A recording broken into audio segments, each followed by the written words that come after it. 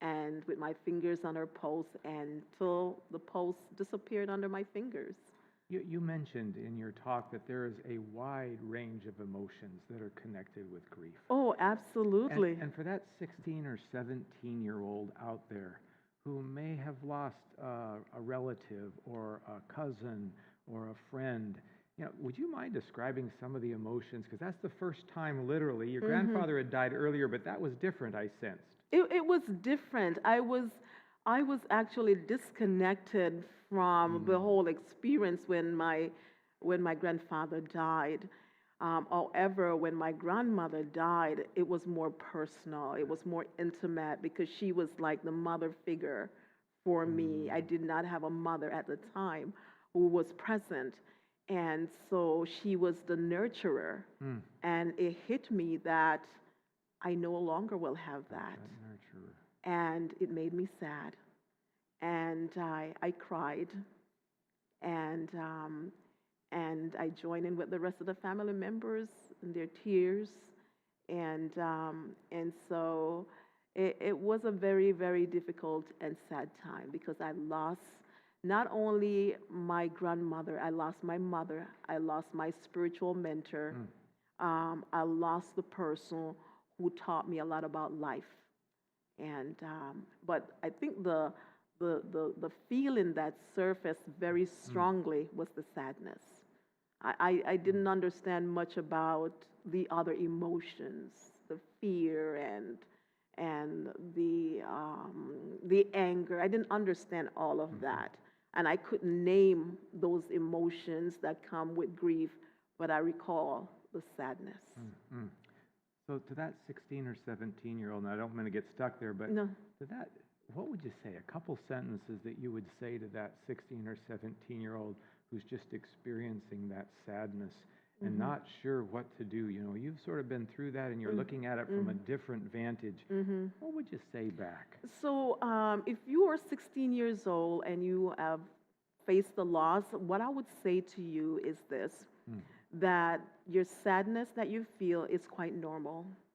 And I think that it is very important that you feel that sadness. There is this saying that feeling is healing.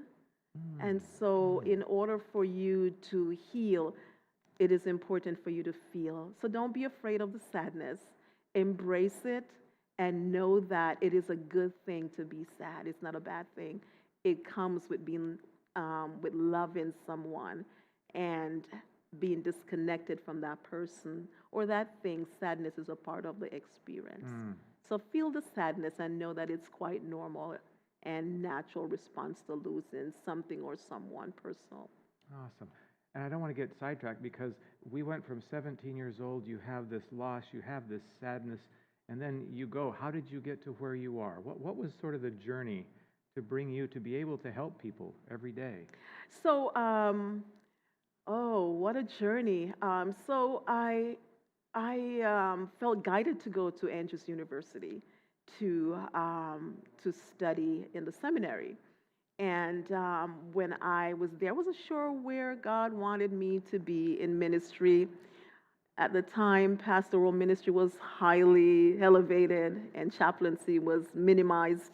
And so I wasn't sure. However... So you felt a call to the ministry, actually. Oh, yes. I was called to the ministry when I was at Andrews studying nutrition. And I have quite a story. Wow.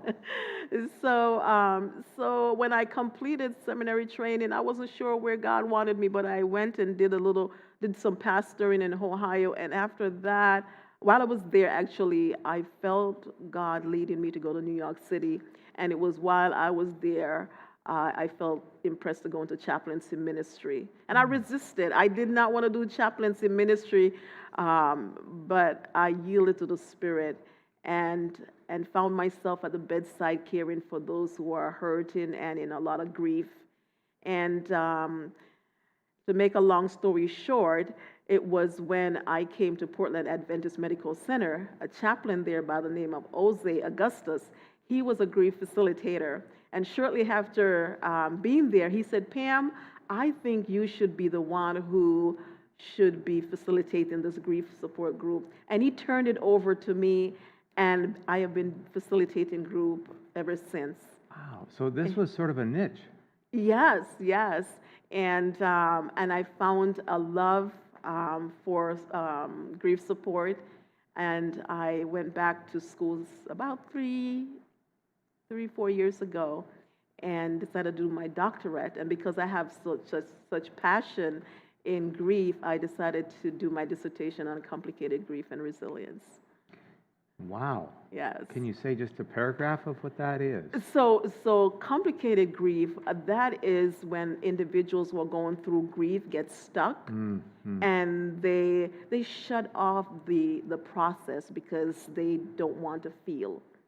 And so 5 years after losing a loved one, their grief could be as raw as when it just happened.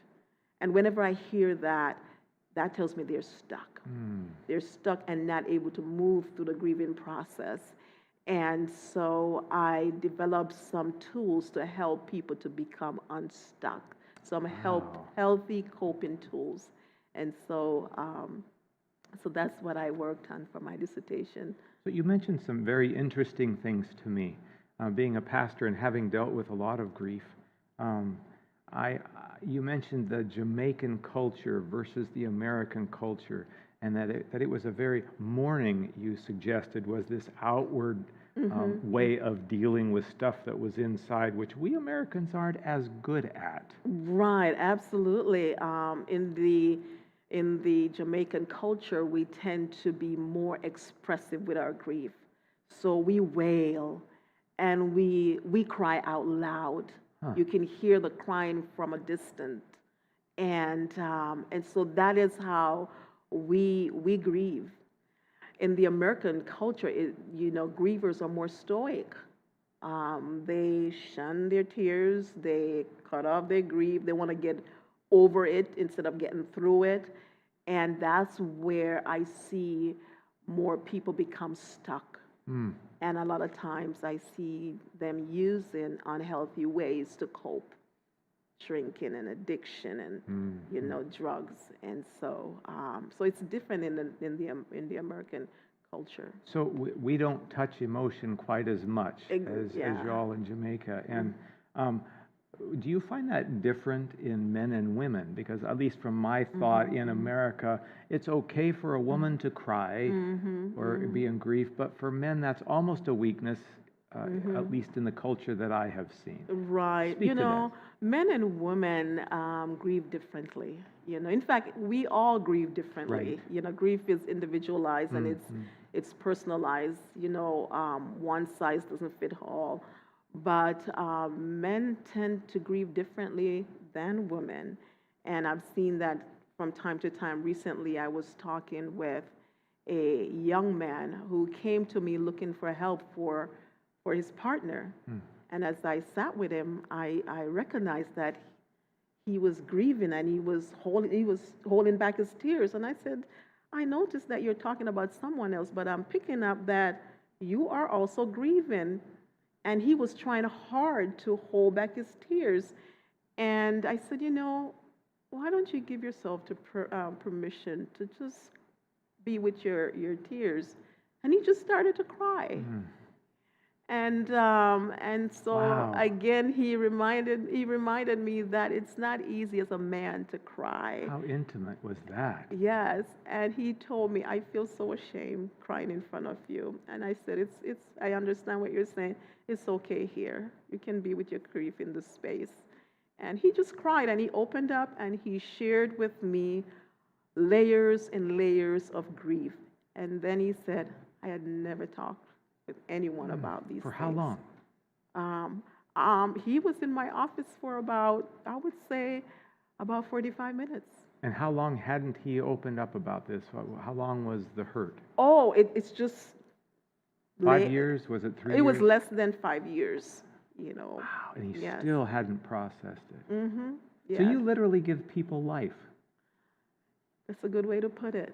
I mean, you really do. You hand back their life to them. Help them to process. Yes, yes. And So the top 2 things that you have learned out of all the stuff that you've done in the years that you have been in chaplaincy, and especially grief recovery, what are the top 2 things that you would say you have learned and the joy of what you have engaged in? Wow, that's a tough question. I've learned so many things.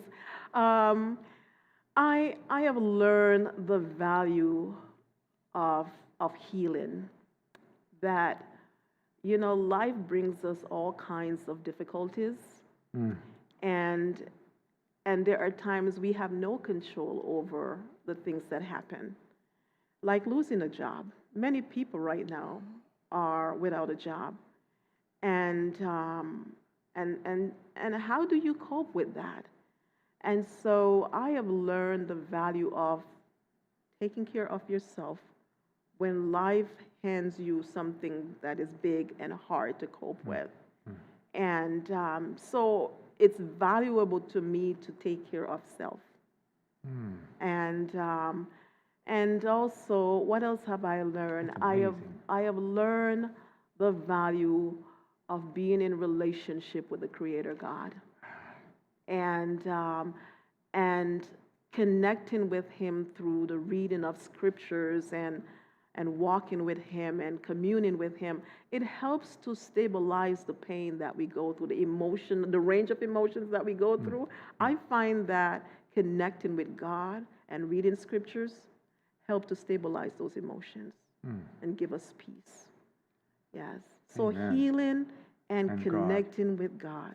When you said something very interesting to me, which I'd really never put together just the way you had said it. You said something about we don't grieve without connection.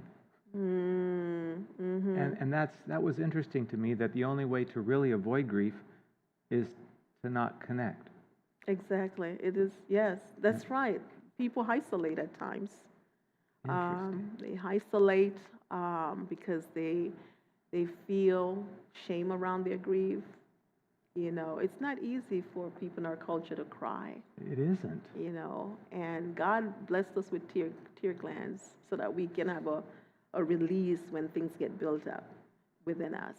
And so it is important to, I think there need to be education. A lot of education around grief, especially in the culture that we're living right now, so that people can understand the nature of grief and the value that they can have in giving themselves permission to grieve, instead of being stuck, instead of living in pain and hurt day in and day out. And so healing is a choice. And I think when we give ourselves permission to heal, that life will become more meaningful and productive. Yes. Another question. I'm just curious. In my pastoral ministry, I often have watched people grieve what could have been. Like a child, being a youth pastor for years, I would sort of, as I look back after listening to what you're saying, I would look back and I would think, okay, this child is grieving the loss of what their expectation was that will never be met. Could you speak to that a little bit more to the kids that are out there that are struggling maybe with parents who aren't what they want them to be? Yes, that is huge, the loss of expectations. And I can attest to that personally, because I was raised by my grandmother because my parents were young and immature and were not there. And so the loss of my mother, I still feel strong emotions around that. The not having a mother, I always wanted to have a mother, and not having that experience in my life, it left a hole in my heart. I still carry that hole in my heart. And I sense God is healing that hole in my heart. I wanted to be a mother, and not able to have children on my own. That is a big grief. loss of my expectations, and so from time to time, it bubbles up. And I hang out with it instead of dismissing it. However, it is a loss that that the Lord is bringing healing to my heart around. But yes, the loss of expectations, it is a huge one. Like for, I would say, for couples who may have lost a partner, and they had hoped that they live together for many, many more years, and that partner passed away, there is this loss of expectation. So there's a deep pain that comes with that need attention, that need care in order to move through it. And it does take time.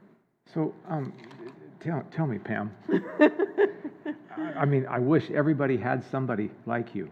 I mean, that would be so wonderful, because you are empathetic, you are connective.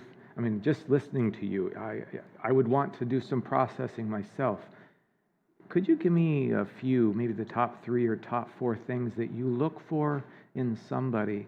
Because what I'm hearing you say is that grief needs to come out in some way. And to the average person out there that doesn't have somebody, or don't even know the first way to go, or may not have money to ask for a counselor, what are the 4 or 5 top earmarks of a person that would be safe for them if they really wanted to start dealing with expectations or grief of the loss of a partner or a friend?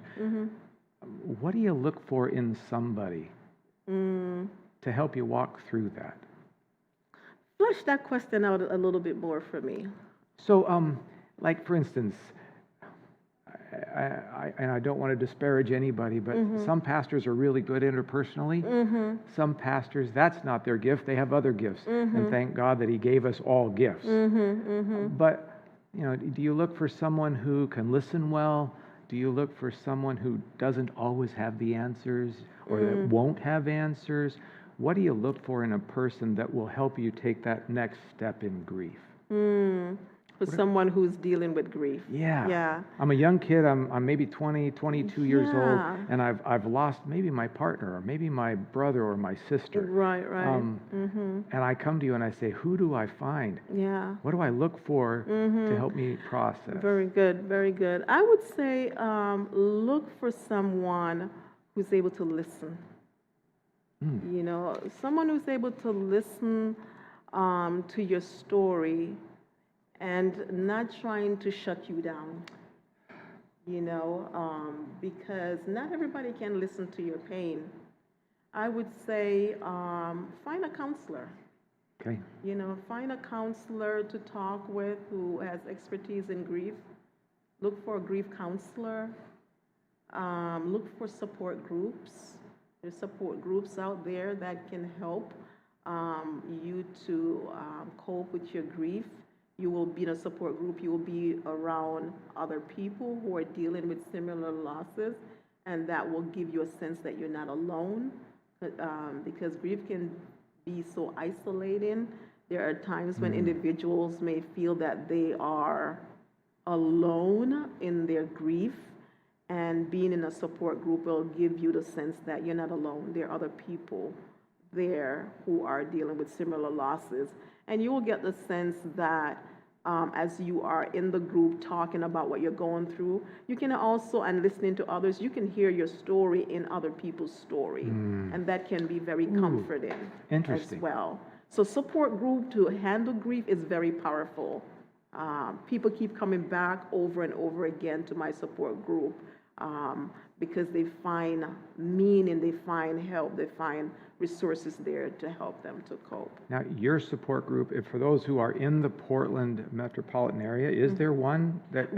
Where do we go to find those wonderful groups? So right now, because of the COVID situation, we cannot meet in a group, but I am doing it virtually.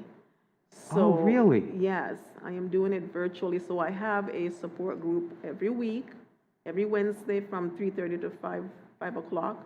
Because of this event, I had to cancel it, but every week it's taking place virtually.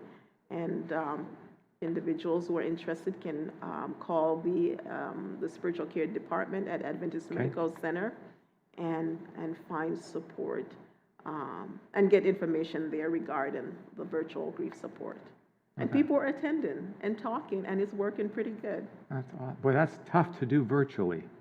It is tough, but it's not as tough as I thought it would have been. So it's working pretty good.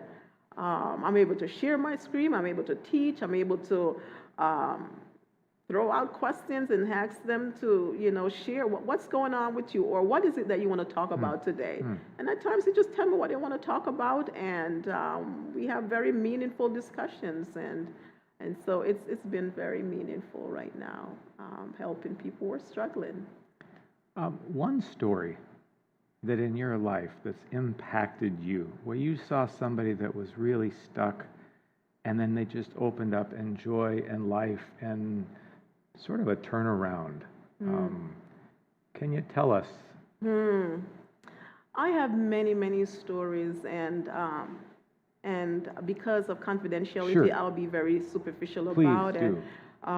But there was a one person that I know who just lost her mom at a very young age, and so she struggled with anxiety for a long time because she was told that you don't cry, and so as a result of that, she stuffed her grief, and so she came looking for help because she could not sleep at night, and she was just living with fear and anxiety, and as a result of keep coming back to the group over and over again, I remember one time she shared how she said, "Pam, now I'm able to go to bed and sleep well at night." And so there are times when individuals are dealing with grief and they're not able to sleep well at night. The sleep is interrupted because grief is physical. It affects us mentally, physically, socially, emotionally, and our sleep gets interrupted at times. So I remember one person just could not even drive as a result of the fear over the loss. And one day she drove to the class without any help. So Those are huge victories. Oh, absolutely, exactly. And that's why I believe in this thing so much, and is so passionate about helping individuals because of the outcomes that I observe with people. After actually running support groups, like about 3-4 weeks into the group, I could see the difference in the facial features of people when they walk into the group. And I could tell that healing is taking place. And I will share this with them. And they were like, "Oh, yeah, oh, really? You can see a change?" I said, "Oh, yes." I could see it clearly in their face. Amazing. Pull that mic down because we want to hear you. Oh, I'm sorry. Yeah. Okay, is that better? Want me to announce that? Yeah. Just one more question. Let's say there's a lot of folks out there and they know that there are people, their friends, that may be in grief, that they're recognizing, that maybe even their friends aren't recognizing are in grief. What would you say to somebody who has a friend who they think might be in grief? What are one or two things they could do? I would just be a friend to that person. Be a friend to that person and said, "I know that you are dealing with some significant grief. I'm here for you." If that person is open to talk, be available to listen. Send a card. Send some flowers. And I think it's in one of my presentations, I gave a list of different things that you can do to help individuals who are dealing with grief. So I talk about that in one of my presentations. So that's there. But be there, be available. I'm sorry for your loss. Be compassionate, and just listen. Instead of keep talking, just be patient and listen. Yes. Dr. Pam Strong, what an incredible thing for this season. Thank you. Thank you for sharing us your life passion, and one that you've experienced personally. Oh, And yes. thanks for sharing that. And we look forward to the next couple, 2 or 3 sessions. Oh, my pleasure. My Thank pleasure. you Thank very you so much. much for having me. And there'll be a short video right after this. Thank you very much for tuning in. My name is Dr. Pam Strachan, and what an awesome privilege it is to bring to you a topic on grief and loss. Thank you for choosing this workshop. And I also thank the Oregon Conference for recognizing the need to bring this topic to camp meeting this year. I invite you to get a piece of paper and a pen so that you can write down anything that may surface during this time, during this presentation. A memory may be triggered. Something may bubble up to the surface that you may not have thought of. And this will provide you the opportunity to take a look at whatever it is that you need to work through to help you to move forward if you are dealing with grief. So I will begin by taking this moment to have a brief word of prayer. Heavenly Father, thank you for this moment to share on a very necessary and relevant topic on grief. I invite your presence to bless our time together, and may this presentation be meaningful to those who are listening and watching. In your name I pray. Amen. So I will begin by sharing with you my story. My story began on the beautiful island of Jamaica. I lived there for 17 years of my life. I was raised by my grandparents, and my grandfather was the first person to pass away. And then my grandmother, who I was very, I would say, very connected with and very close with, when she passed away, it still is vivid in my mind. I was present at her bedside when she was actively dying with other family members. And while she was dying, I placed my 2 fingers on her pulse, and I felt her pulse until it disappeared under my fingers. I looked at her face, and she was no longer breathing. And the families around, they were actively engaged in an intense conversation. And I announced to them that I think that my grandmother has passed away. And immediately the conversation stopped. And they looked at her, and sure enough, Grandma passed away. And my families, they began to cry. And in my culture, we do not cry quietly. In my culture, we wail, we mourn, we grieve in such a way that with the crying and the wailing, you can hear it from far away. It's the way of getting what's on the inside on the outside, and we do it well in crying and in wailing.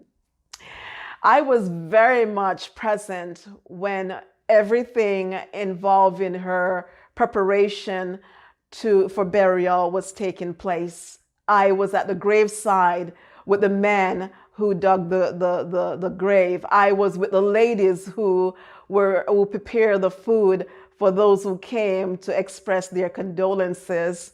I went to the church where the service took place. I was at the graveside when she was buried, and I stayed there until they placed her coffin in the tomb. And they were singing and crying and weeping. And as a young girl, as a teenager, I was able to be a part of that entire experience with putting my grandmother to rest.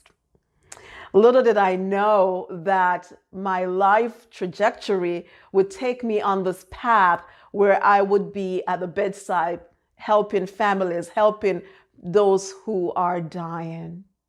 So that is my story that began with death, with grief. Now, King David, he mentioned in his anguish in grief.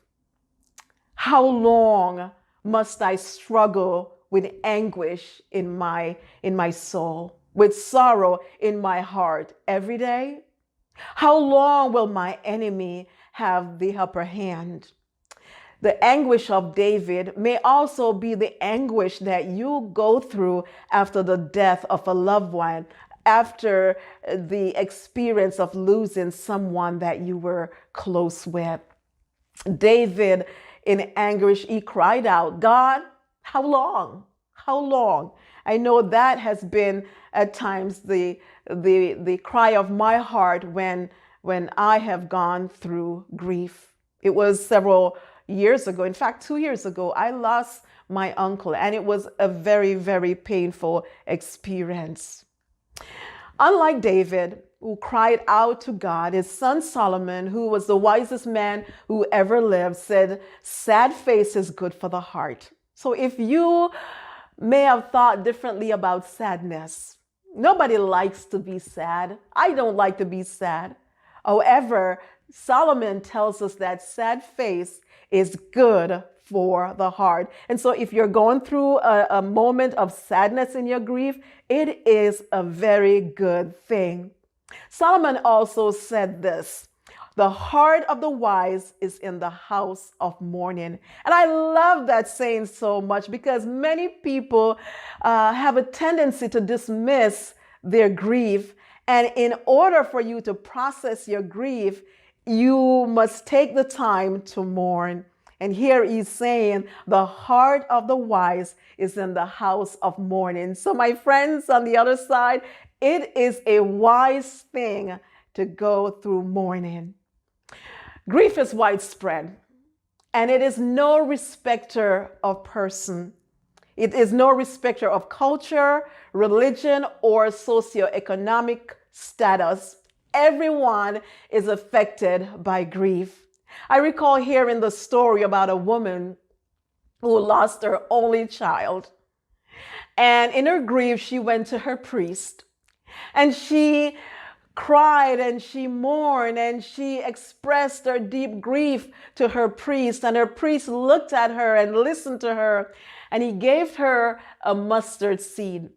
And he told her to take this mustard seed to every home in her neighborhood. And whenever she encounter a home that has not lost a person, she should hand that mustard seed to that family. And she went around her neighborhood and she could not find anyone who has never experienced a loss. Everyone, my friends, are affected by grief, and it is hard work. It takes time to cope with the range of emotions. So what is the definition for grief? Grief is a natural response to loss. As natural as it is for water to be wet, so natural it is for a person to have a natural response to their loss. If you have lost someone significant, you will experience what's called grief. And it is quite natural and it's quite normal. It is an emotional response to loss. If you don't remember anything that I present to you today, do remember that grief is a natural emotional response to loss. It includes a broad range of feelings, and these feelings are internal. Someone mentioned that grief is a collection of feelings. It is an internal response to loss. Now, unlike grief, which is a natural and normal emotional response to loss, mourning, it is a part of grief. It is an external response to grief. Alan Wolfelt, an authority on grief, expressed mourning this way. He mentions that it's grief gone public. And as I mentioned before in my story, when my family members recognized that my grandmother passed away, immediately they went into mourning. It was an expression of the pain that they felt on the inside. And I too cried and I mourned and I wept when she passed away. In the American culture, this is what happens to grief. Grievers avoid the topic of mortality. Grievers deny the impact of loss and try quickly to regain control and composure. In the American culture, according to Joanna Ebenstein, she mentions that Americans want the good without the bad, life without death, pleasure without pain, and light without darkness. But that does not exist.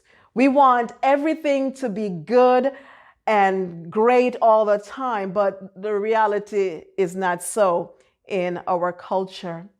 In the American culture, stoicism is the appropriate response. A stoic approach to grief can result in complicated grief. I did my dissertation in complicated grief and resilience. And with complicated grief, this is when I find that grievers avoid the impact of grief and they expresses the stoic approach, and eventually they become stuck and unable to move through the grief because they stop the process. Again, grief is a natural response to loss. And if you are experiencing grief in your journey, I want you to know that all the emotions that you are faced with surrounding that grief, it is quite natural and normal, even though it may not feel that way. Grief is not a disorder. It is not a disease or a sign of weakness, according to Dr. Earl Grolman. It is an emotional, physical, and spiritual necessity. It is a price we pay for love. He mentioned that the only cure for grief is to grieve. The only cure for grief is to grieve. So it's important and necessary that you give yourself permission to grieve when you have experienced the death of a loved one. Stoicism will lead into complicated grief. So there are different types of losses. There are actual losses, and this is tangible losses identified by others, such as death. Like I talked about the death of my grandmother. This is an actual loss. There is what's called perceived losses, and perceived losses are identified by the person experiencing it. There is what's called situational loss, and these are losses that are caused by unexpected or unusual circumstances. And there is this ambiguous losses. And this is when we are not really sure what happened. However, there is grief responses as a result. There's what's called disenfranchised losses. And I will talk in one of my workshops on disenfranchised losses. So grief includes a wide range of emotions, as I mentioned before. And so at this time, I will talk about the various impacts of grief. Grief impacts us emotionally. And so with the emotional impact of grief, you will experience sadness. And as I mentioned before, that sadness is good. It's a good thing to experience sadness. There will be numbness. You will experience guilt. Not everyone will experience guilt. However, there are individuals who experience guilt because they feel like there are things that they should have done that they did not do. Guilt is a part of grief.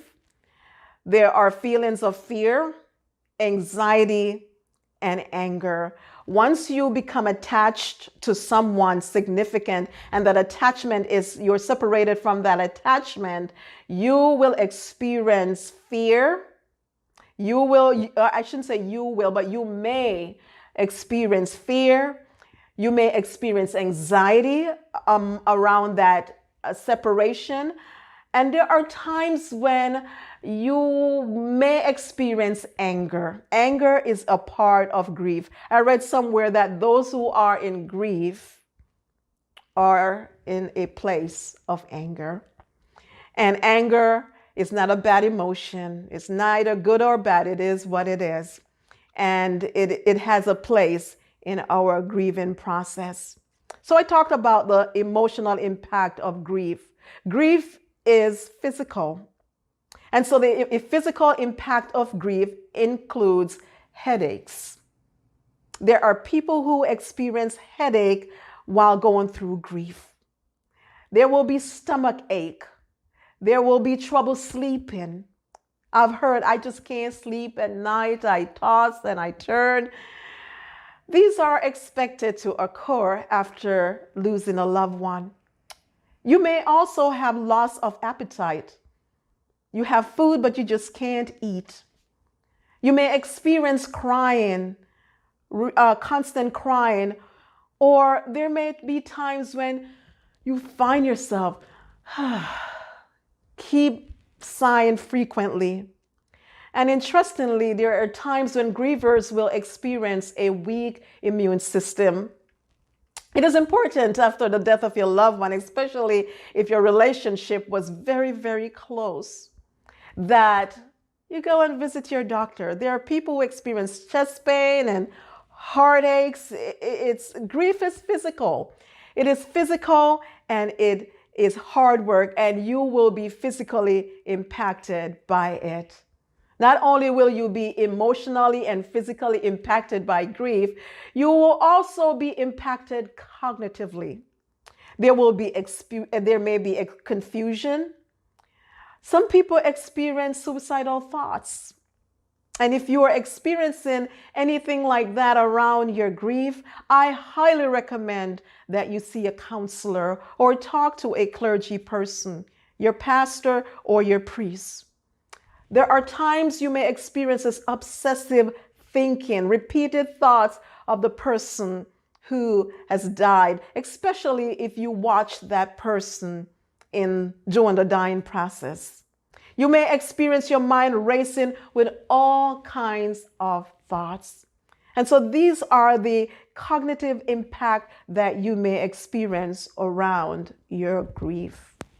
There will also be you may also be spiritually impacted by the loss, where you find yourself searching for meaning, where you may find yourself asking for questions, not sure why God didn't heal my loved one. I've heard over and over again, Pam, I have prayed for healing for that person, and I was expecting this person to recover from his or her illness, and it didn't happen. And so when grievers are not able to make a connection with their beliefs and what is happening to invite hope, they may end up with spiritual distress and spiritual crisis. Some may retreat and some may move even closer to God. You know, the psalmist says in Psalms chapter 23, verse 4, even though I walk through the valley of the shadow of death, not to fear.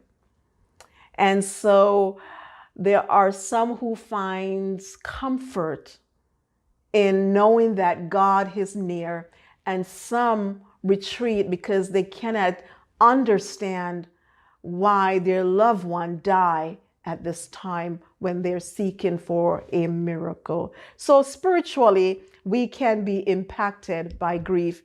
And also socially, there is isolation. People isolate themselves when they are not able to cope with their grief. And I would say this about isolation. It's okay. There are times when you need to separate yourself so that you can gather yourself back together. But you want to make sure that isolation don't have you, that you don't do harm to yourself in isolation, in shutting out others out of your journey, out of your life by isolating yourself. So take some time to take care of yourself by being alone at times, but make sure that you don't isolate yourself by shutting others out of your life. You will also experience aloneness while during this time of social impactment.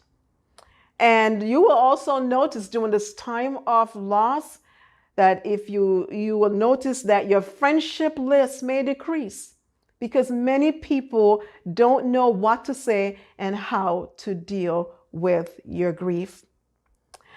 Know that grief is personalized and an individualized experience. Be aware that one size does not fit all.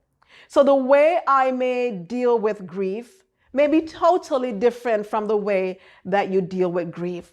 I mentioned about how individuals may be spiritually impacted. I talk about all the different emotions and feelings. I talk about the physical impactment of grief. And it's individualized and it's more personalized because everyone grieves differently. So one size does not fit all. How you grieve is dependent on several things. It depends on whether you are a person who is an introvert or you are a person who is an extrovert. How you grieve is dependent on how you were raised to deal with loss.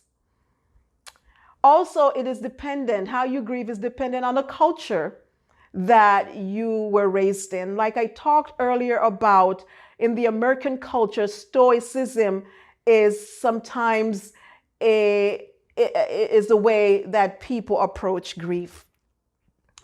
How was your relationship to the person? The closer you are to the person who has died, the more difficult it will be for the grieving process. Sometimes the way the person died can impact your grief. The spiritual belief or lack thereof may also impact how you grieve. I have a family member who told me several years ago that when her husband died, she was not sure where he was with God. And that affected her grieving process. It added another layer of grief to her process of grief. She is confident of salvation, but she was not sure about her husband's relationship with God. So there are times when even that lack of knowledge about your loved one's relationship with God, that can impact the grieving process. C.S. Lewis writes this about grief. He said, "I thought I could make a map of sorrow. Sorrow, however, turns out to be not a state, but a process. It needs not a map, but a history. Grief is like a long valley, a winding valley where any bend may reveal a total new landscape." And that is how it is at times with grief. You never know from one moment to the next what you will experience. Someone asked me recently, "Pam, can you give me a blueprint so that I can follow to process my grief?" And there is no blueprint. There is no map. It's like a winding valley. It's like a long valley. And so where, like he said, like C.S. Lewis says, where any bend may reveal a total new landscape. And I must say that grief is a healing journey. And the more you discover, the more you process your grief, the more you will heal from your loss. I will share with you 5 simple steps to begin the process of grief. The first one is acknowledgement. When you have lost a loved one, it is very painful, or it can be very painful. And it is important during the process of grief to acknowledge that this is a difficult time right now and I am hurting. Instead of dismissing and try to move on, it is important to acknowledge. If you dismiss your grief, eventually later on down the road, you will have to come right back to recognizing that I need to take care of this pain in my heart. So acknowledging that this is a difficult time right now and I'm hurting will help you to begin that process of grief. The second step in the grieving process is attentiveness. And these are not cut into stone because grief it's a process and it's different from everyone, like I mentioned. And it's like a roller coaster. It's not linear. So acknowledge your grief. Give attention to your emotions. And I talked earlier about the emotional impact of grief, the feelings associated with grief. And so giving attention to your emotions is giving attention to those feelings that you have. I feel sad. I feel disappointed. I am shocked. I feel numb. I feel fearful. I feel lost. I feel angry. I'm scared, and I am anxious. And so it's important to acknowledge, name what you are experiencing. And I suggest that it's important to write these feelings down. Get a journal. Write about these feelings that you may have around your loss, and that will help you to process your grief. The next one is availability. Give yourself permission to be available to heal. And healing is a choice.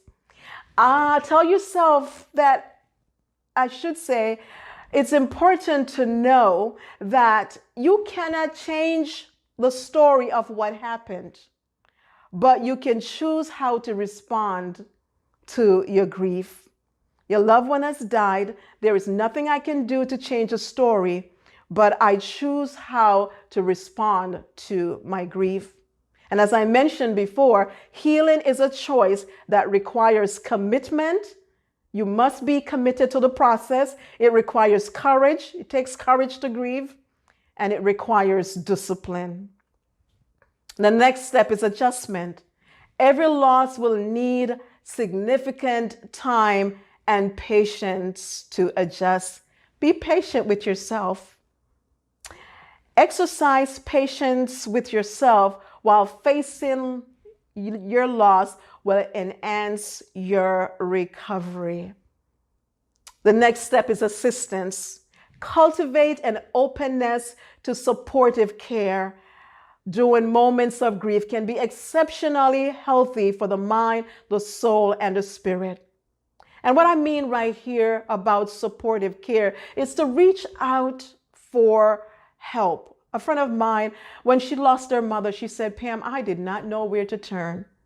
I am a professional woman, and I just did not know where to turn when I lost my mom." And so reach out for support. People need people. We are never meant to struggle alone. And so acknowledge your grief. Give attention to your grief. Grieving takes time.